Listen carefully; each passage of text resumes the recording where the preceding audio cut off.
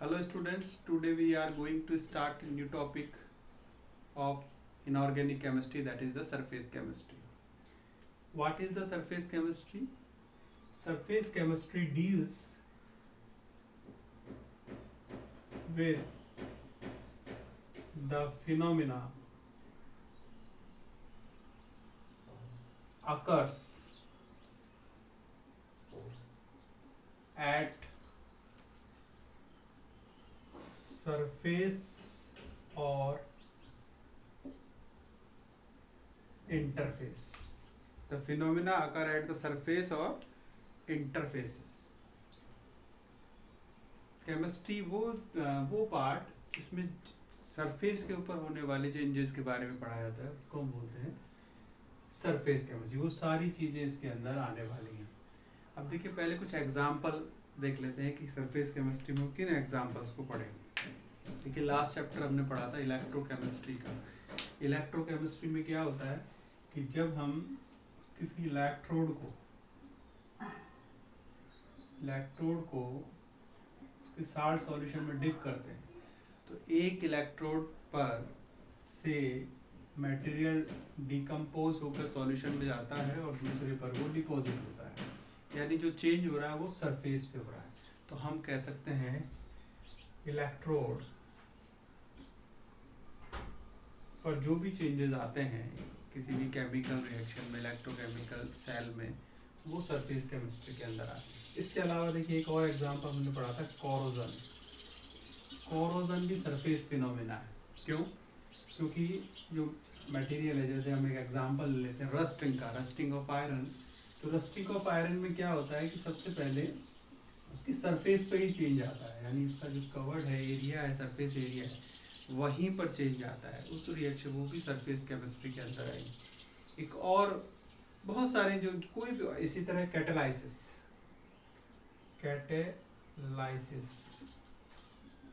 Catalysis में क्या है, बहुत सारी रिएक्शंस होती हैं जो जैसे गैसियस रिएक्शन है, वो किसी मेटल की प्रेजेंस में हो रही है। तो जैसे हाइड्रोजिनेशन के लिए हम हाइड्रोजिनेशन प्रोसेसेस के लिए हम पैलेडियम मेटल का यूज करते हैं। तो पैलेडियम मेटल करता क्या है, ये पैलेडियम मेटल है और ये हाइड्रोजन को सरफेस प्रोवाइड करता है रिएक्शन करने के लिए। तो ऐसे कोई भी रिएक्शन, ऐसी कोई भी फिनोमिना जो सरफेस पर होते हैं, उनको हम सरफेस केमिस्ट्री के अंदर पढ़ते हैं। अब यहाँ कुछ टर्म्स हैं, उनके बारे में हमको वन बाय वन पढ़ना है। देखिए, पहले कंडीशन हम पढ़ लेते हैं कि सरफेस पर कोई भी फिनोमिना होने के लिए सबसे पहले उस सरफेस का साफ होना जरूरी है, क्लियर होना, क्लियर और क्लीन, क्लियर एंड क्लीन, ये बहुत जरूरी है। यानी मेटल की सरफेस पर अगर कोई आप उसको कैटालिसिस में यूज करना चाहते हो तो उसकी सरफेस को क्लीन होना जरूरी है, क्योंकि अगर क्लीन नहीं होगा तो पहले से वहाँ कोई मटेरियल होगा तो जो आप चाह रहे हो वो रिएक्शन वहाँ पे नहीं हो पाएगा। तो सरफेस को क्लीन करने के लिए क्या जरूरी है, क्योंकि अब देखिए क्लीन की जरूरत क्या है कि कोई भी मटेरियल या मेटल है तो वो एक्सपोज करता है एयर को, और एयर में दो कंपोनेंट तो हैं ही, डाइनाइट्रोजन और ऑक्सीजन। ये रिएक्ट कर कर ऑक्साइड या नाइट्राइट बना लेते हैं। तो यानी हमें दिखता नहीं है कि मेटल की सरफेस पे कुछ है, लेकिन वहाँ कुछ ना कुछ पहले से होता है। तो जो आप चाह रहे हो रिएक्शन करना, तो उसके लिए सबसे पहले क्या है, इसको क्लियर और क्लीन करना जरूरी है। तो मेटल की सरफेस को क्लियर और क्लीन कैसे कर सकते हैं, इसके लिए हम हाई वैक्यूम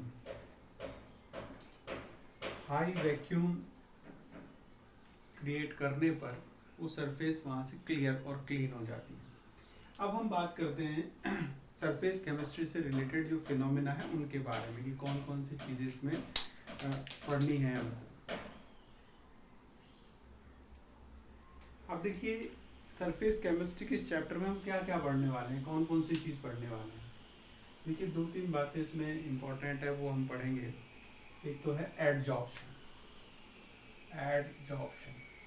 यहाँ हम जो पढ़ने वाले हैं इस चैप्टर में एडजॉर्प्शन के बारे में पढ़ेंगे।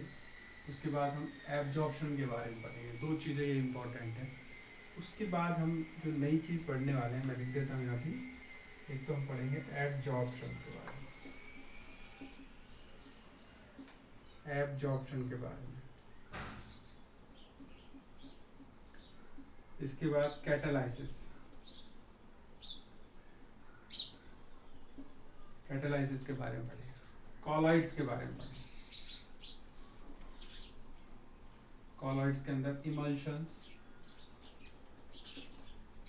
और इसके अंदर जेल्स, ये सब जितने भी हैं, एडजॉर्प्शन, कैटालाइसिस और कॉलॉइड के अंदर इमल्शन और जेल, इनके अंदर सरफेस फिनोमेना है। तो सरफेस केमिस्ट्री के अंदर ये अंदर आते हैं, इनको वन बाय वन करके हम पढ़ते हैं। देखिए सबसे पहला जो है दैट इज द एडजॉर्प्शन, इसको हमको समझना है कि एडजॉर्प्शन का मीनिंग क्या है। देखिए सबसे पहले हमें पढ़ना पड़ेगा सरफेस या इंटरफेस का मीनिंग क्या है, कि सरफेस या इंटरफेस किसे कहते हैं। सबसे पहले हमको समझना पड़ेगा बल्क और इंटरफेस क्या कहते हैं, किसे कहते हैं। देखिए जैसे हमारे पास ये कंटेनर है और इस कंटेनर के अंदर अगर हमने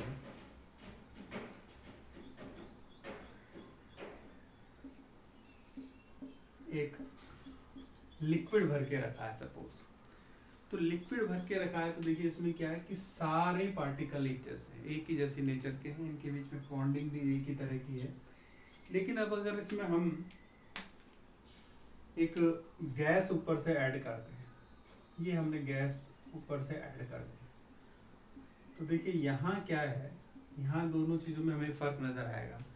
यहाँ हमें एक बाउंड्री नजर आएगी इधर, और उसकी थिकनेस थोड़ी थिक होगी, और इस थिकनेस से सेपरेट नजर आएगा कि ये पार्ट लिक्विड है और ये वाला पार्ट हमारा जो है वो गैस है। तो इनके बीच का जो ये एरिया है, दिस इज कॉल्ड सरफेस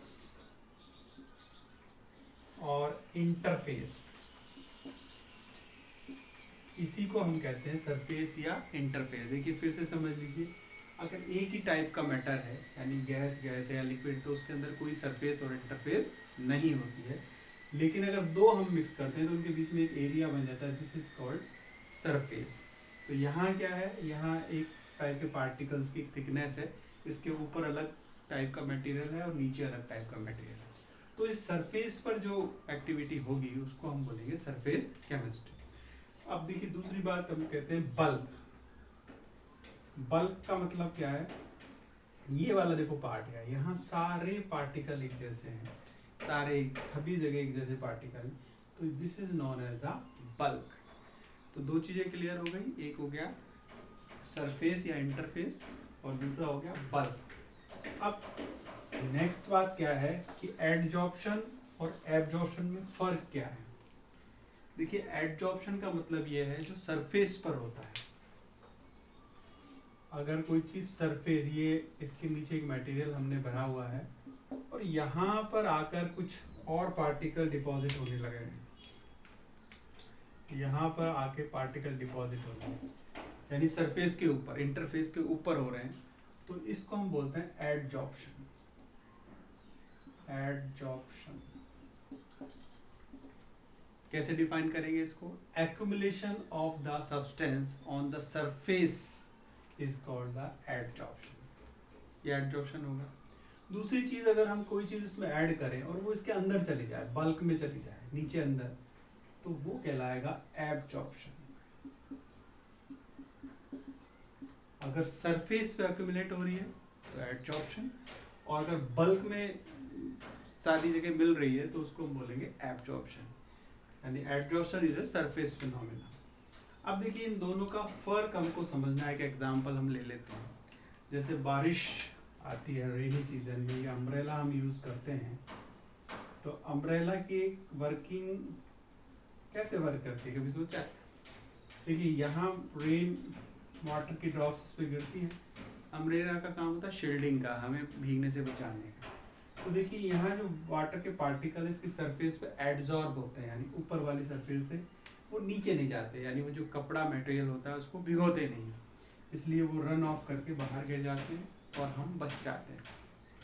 इसी तरह कोरोजन भी हमने बताया था, कोरोजन, कोरोजन के अंदर भी एडजॉर्प्शन होता है, आयरन के ऊपर यहाँ पर वाटर, कार्बन डाइऑक्साइड, ऑक्सीजन, ये सब मिलकर केमिकल फॉर्मेशन करते हैं, तो दिस इज कॉल्ड एडजॉर्प्शन। दो बातें क्लियर हो गई। एक और एग्जांपल हम ले लेते हैं। देखिए अगर हम एक चौक का टुकड़ा ले लें, एक चौक का टुकड़ा लिया और हमने उसको एक ब्लू कलर की इंक में, सपोज ये हमारा एक इंक है ब्लू कलर का, और इसमें मैं एक चौक का टुकड़ा डाल देता हूँ, चौक का टुकड़ा डिप करूँगा, तो क्या होगा, थोड़ी देर बाद इसकी जो आउटर सरफेस है वो ब्लू हो जाएगी। और अगर हम इसको ब्रेक करके देखें चौक को, तो ये बाहर से तो इसकी सरफेस पे अगर ब्लू इंक है तो ब्लू कलर नजर आएगा, लेकिन अंदर से ये मॉइस्चर रहेगा या गीला रहेगा। इसका मतलब इंक के जो पार्टिकल है उसकी सरफेस पे जम गए और मॉइस्चर उसके अंदर चला गया। तो जो सरफेस पे हुआ है उसको हम रेफर करेंगे एडजॉर्प्शन, और जो उसके अंदर मॉइस्चर एंटर किया, वाटर मॉलिक्यूल एंटर किए हैं, वो कहलाएगा एब्जॉर्प्शन। तो ऐसी कंडीशन जब होती है जिसमें एडजॉर्प्शन और एब्जॉर्प्शन दोनों होते हैं, तो उसके लिए हमने एक नई टर्म यूज करते हैं, उसको जॉर्प्शन। जब दोनों फिनोमेना एक साथ होते हैं तो इसको हम बोलते हैं जॉर्प्शन। अब देखिए एक और एग्जांपल हम लेते हैं। एक और एग्जांपल कैसे लेते हैं कि अगर हमारे पास CaCl2 कैल्शियम क्लोराइड है, और हम इसमें इसके कांटेक्ट में अगर वाटर आता है तो ये सारे वाटर को एब्जॉर्ब कर लेता है, अपने अंदर ले लेता है, बल्क में ले लेता है, बल्क के अंदर इसको ले लेता है। तो ये एब्जॉर्प्शन कहलाता है।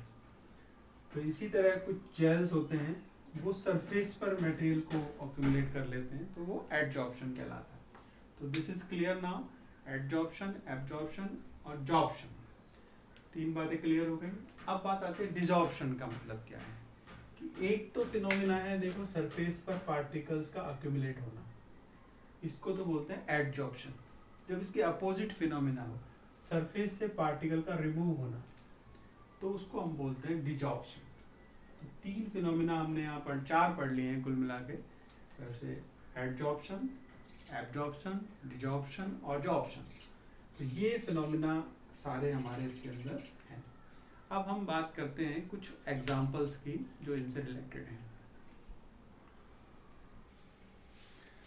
हाँ देखिए, अब एग्जाम्पल देखते हैं। अगर हम एक कंटेनर में कोई गैस भर लें, जैसे हाइड्रोजन, ऑक्सीजन या कोई भी गैस, या सबका मिक्सचर हम उसमें डाल लें और उसका प्रेशर चेक करें, और अब अगर हम उसमें चारकोल डाल दें, तो चारकोल डालने के बाद अगर फिर हम उसका थोड़ी देर बाद प्रेशर ऑब्जर्व करेंगे तो उसका प्रेशर डिक्रीज हो जाएगा, प्रेशर डिक्रीज हो जाएगा। क्यों डिक्रीज होगा प्रेशर? क्योंकि वहां पर जो गैस अवेलेबल है वो कम हो जाएगी। तो कम होने का रीजन क्या है कि वो जो गैस है वहां एब्जॉर्ब हो गई है चारकोल का। सेकंड एग्जांपल है solution of organic dye. Dye जो होते हैं, जो कलरिंग होते हैं, जैसे मेथिलाइन ब्लू लेकर ले लें और उसको अगर हम एनिमल चारकोल के ऊपर से पास करें तो वो डीकलराइज हो जाता है, उसका कलर डिसअपियर होगा, क्योंकि जो कलरिंग पार्टिकल्स हैं वो उस पर एब्जॉर्ब हो जाएंगे। थर्ड, और ये कलर इस पे आ जाएगा। Aqueous solution of raw sugar. Sugar जो हम बनाते हैं उसको अगर हम एनिमल चारकोल के ऊपर से पास करेंगे तो उसमें इसका जो कलर है रिफाइन हो जाएगा, साफ कलर आने लगेगा, क्योंकि वो जो कलरिंग एजेंट है उसके हट जाते हैं। Air become dry in presence of silica gel. जो एयर है, एयर के अंदर मॉइस्चर होता है, अगर उसमें हम सिलिका जेल रख दें वहाँ पर, तो वो जो उसका मॉइस्चर को एब्जॉर्ब कर लेगी और ड्राई हो जाएगी। तो ये सारी एप्लीकेशंस हैं जहाँ पर हम इन फिनोमिना का यूज कर सकते हैं। देखिए नेक्स्ट है हमारा मैकेनिज्म ऑफ एडजॉर्प्शन। की एडजॉर्प्शन में क्या मैकेनिज्म वर्क करती है। इसके लिए दो बातें हैं। देखिए पहली बात तो ये है कि सरफेस जो है, अगर हम सरफेस की बात करें, सपोज ये हमारा कोई मटेरियल है, सब्सटेंस है जिस पे हम एडजॉर्प्शन की बात कर रहे हैं, तो एडजॉर्प्शन में क्या है, देखिए कि अगर एक पार्टिकल, ऊपर वाला पार्टिकल अंदर एब्जॉर्ब होता है, तो एब्जॉर्ब होने पर तो इसके सारे पार्टिकल चारों तरफ एक जैसे ही पार्टिकल हैं, या हम ये कह सकते हैं जो सबसे हमने लिया है उसमें एक ही जैसे पार्टिकल हैं, तो वो चारों तरफ से जो दूसरे पार्टिकल उसको पुल अप कर रहे हैं, तो इसका जो रिजल्टेंट फोर्स आ रहा है वो जीरो आ रहा है, यानी वो कहीं भी मूव नहीं, उस पर कोई इफेक्ट नहीं आ रहा। लेकिन अगर हम यहाँ पर ऊपर से कोई पार्टिकल डिपॉजिट करते हैं, एक पार्टिकल हमने डिपॉजिट किया, तो इसके पीछे इस जैसे बहुत सारे पार्टिकल होंगे, ये तो ऊपर की तरफ फोर्स काम करेगा, और नीचे की तरफ हम देख रहे हैं कि ये सरफेस से अटैच्ड है, जब सरफेस से अटैच्ड है तो यहाँ दो तरह के फोर्स काम करेंगे। एक फोर्स तो इन पार्टिकल्स का जो इसको सराउंडिंग किए हुए, और एक फोर्स ये। देखिए एक चीज हम बताना ऐड कर देते हैं इसमें, एक होता है एडजॉर्बेट,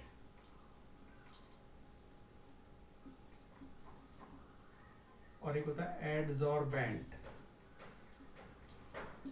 देखिए एडजॉर्बेंट क्या है, जो सब्सटेंट एडजॉर्ब होता है उसको एडजॉर्बेंट बोलते हैं, और जिस पर वो एडजॉर्ब होता है that is known as the adsorbate. यानी कि इस सरफेस पर ये एडजॉर्ब हो रहा है तो ये एडजॉर्बेट कहलाएगी, और जो एडजॉर्ब हो रहा है that is called known as the adsorbent. तो यहाँ पर देखिए ये क्लियर हो गया हमारा एडजॉर्बेट और एडजॉर्बेंट। तो सरफेस में क्या हुआ कि ओवरऑल जो सरफेस पे पार्टिकल है यहाँ एक अनबैलेंस फोर्स काम करता है, अनबैलेंस फोर्स काम कर रहा है सरफेस पर, जिसकी वजह से ये पार्टिकल यहाँ स्टिक करेंगे, रुकेंगे, जमा होना शुरू हो जाएंगे। जबकि यहाँ पर बैलेंस फोर्स काम कर रहा है तो ये फ्रीली मूव करते रहेंगे, पहली बात। दूसरी बात है एंथैल्पी। एंथैल्पी क्या है, डेल्टा एच।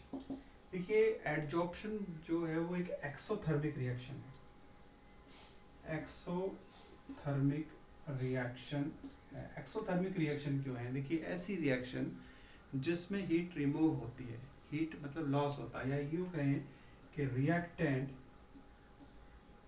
से प्रोडक्ट बन रहा है। अब देखिए एक्सोथर्मिक रिएक्शन क्या होगी, अगर रिएक्टेंट की एनर्जी ज्यादा है और प्रोडक्ट की कम है तो क्या होगा, प्रोडक्ट बनने में जो एक्स्ट्रा एनर्जी है वो फॉर्म में निकलेगी साथ में, डेल्टा एच प्रोडक्ट के साथ। तो इसको हम बोलेंगे एक्सोथर्मिक रिएक्शन, यानी इसके लिए डेल्टा एच की जो वैल्यू आएगी वो नेगेटिव होगी। तो हम ये कह सकते हैं एडजॉर्प्शन के लिए डेल्टा एच की वैल्यू, अब देखिए क्यों हो रही है। सबसे पहली बात तो देखिए पार्टिकल फ्रीली मूव करता है, तो मूव करता है तो उसके अंदर एनर्जी होती है, लेकिन जब वो जाके रुक जाएगा, जैसे वो एब्जॉर्ब होगा तो उसका मोशन खत्म हो जाएगा, तो एनर्जी का कंज्यूम नहीं होगी, वो एनर्जी फॉर्म में बाहर निकलेगी। इसलिए this reaction is known as the exothermic reaction. देखिए इस प्रोसेस को एक और हम इक्वेशन समझ सकते हैं। इक्वेशन है delta G is equal to delta H minus T delta S. इससे भी हम इसको एक्सप्लेन कर सकते हैं। देखिए ये क्या है, दिस इज एंट्रोपी, एंट्रोपी है, एंट्रोपी मतलब रैंडमनेस, फ्री मोशन। तो यहाँ क्या होता है, एब्जॉर्ब होने पर एंट्रोपी कम होती है, डेल्टा एस क्या हो जाएगा, नेगेटिव। जब डेल्टा एस नेगेटिव होगा तो ये नेगेटिव और ये नेगेटिव टर्म क्या हो जाएगी, पॉजिटिव। ये दोनों टर्म हमारी हो जाएगी मिलके delta H is equal two plus T delta S, ये पॉजिटिव हो जाएगा।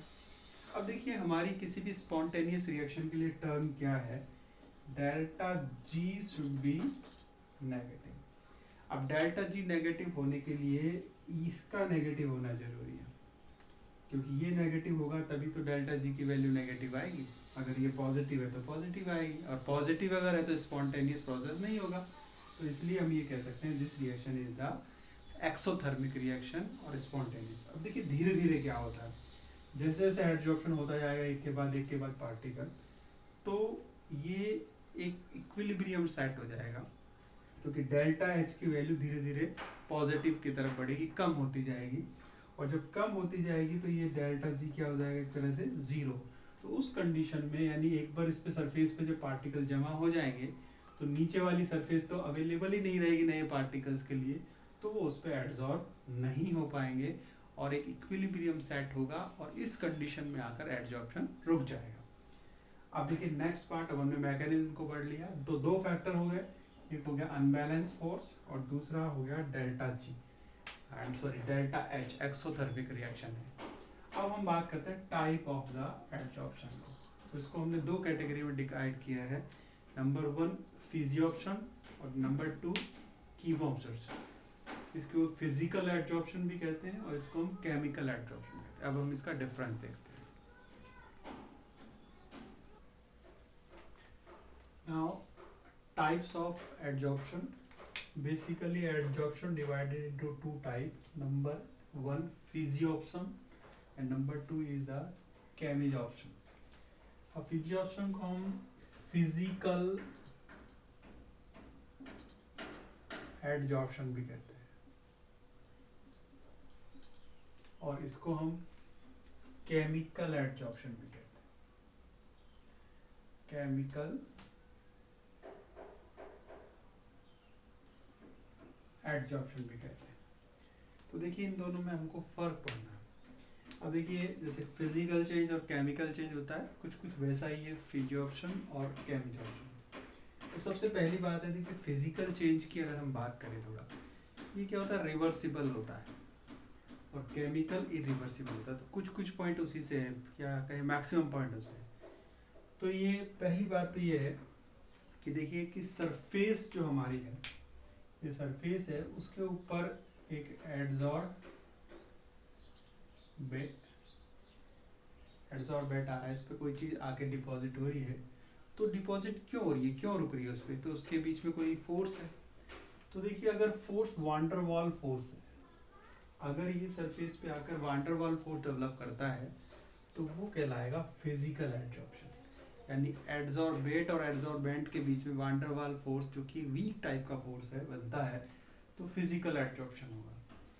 लेकिन अगर उनके बीच में कोई केमिकल बॉन्ड फॉर्मेशन होता है, यानी कि वो दोनों अलग अलग केमिकल ही हैं, मिलकर कोई केमिकल बॉन्ड बना लेते हैं, तो उसको हम बोलेंगे केमिकल एडजॉर्प्शन। तो पहली बात क्लियर हो गई, फिजिकल एडजॉर्प्शन में वान टू वाल फोर्सेस होते हैं और इसके अंदर केमिकल बॉन्ड बनते हैं। अब केमिकल बॉन्ड आयनिक भी हो सकता है, टाइप अलग हो सकता है इसका। Number 2, not specific in nature. देखो स्पेसिफिक का मतलब क्या है, कि यहाँ कोई जरूर नहीं है कि एक पर्टिकुलर टाइप का ही मटेरियल आए। तो यहाँ पर कोई भी आके, वीक वांडरफॉल उसको खाली डिपॉजिट होना है, तो यहाँ पर कोई स्पेसिफिसिटी नहीं होती कोई भी ऊपर का मटेरियल। जबकि यहाँ क्या है, एक केमिकल बॉन्ड होता है, और केमिकल बॉन्डिंग हम जानते हैं कि सेम नेचर वालों के बीच में बनती है।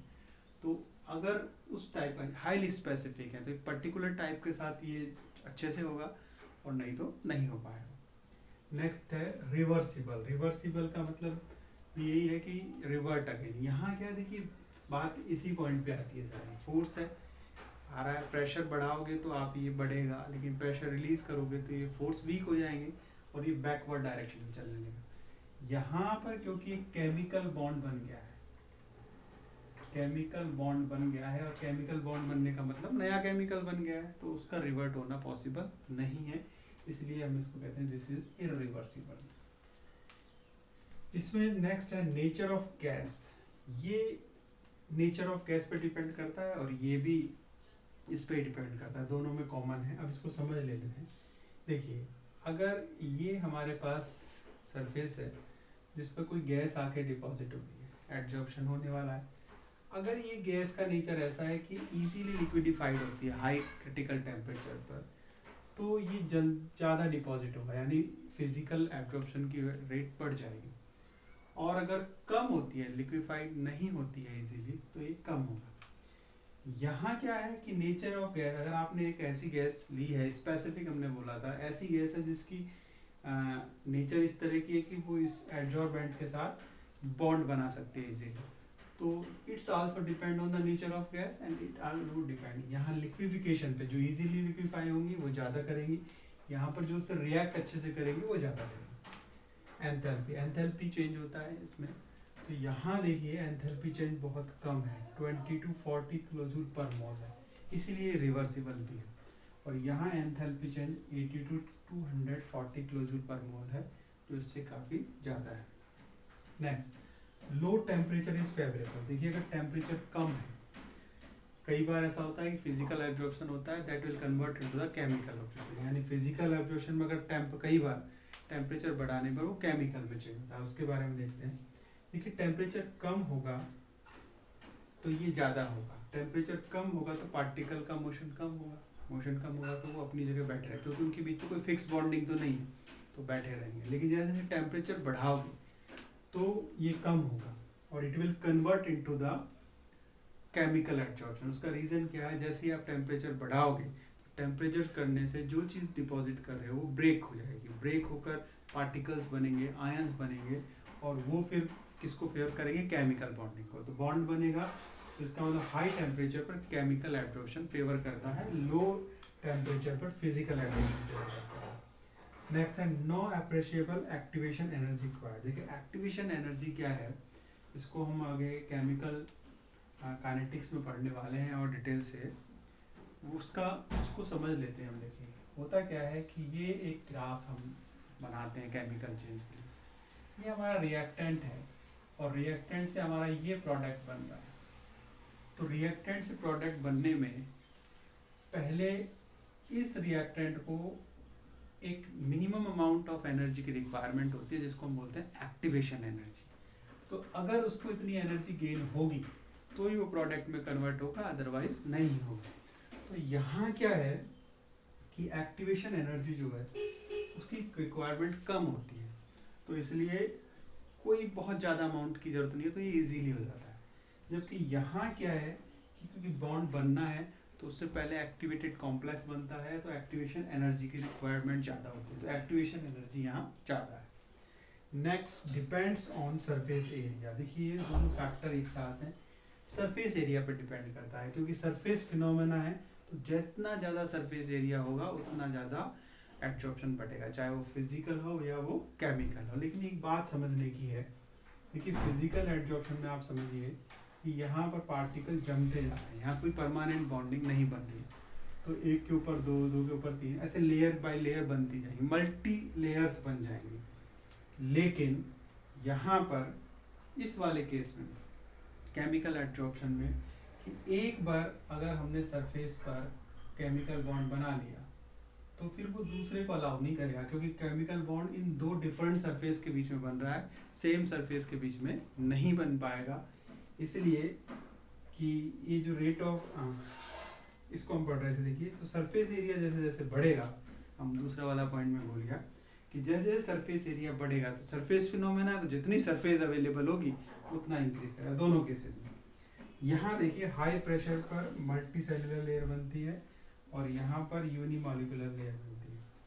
देखिए मल्टी मॉलिक्यूलर मैंने जैसे अभी बताया कि आप प्रेशर डालते जा रहे हो ऊपर से, तो वो प्रेशर की वजह से यहाँ डिपॉजिट होता जा रहा है, तो मल्टी मॉलिक्यूलर लेयर बनेगी। लेकिन यहाँ पर क्योंकि केमिकल बॉन्ड है तो एक बार बनेगा, उसके बाद और डिपॉजिट उस दूसरे मटेरियल का नहीं हो सकता। तो this is the difference between the physical and chemical absorption.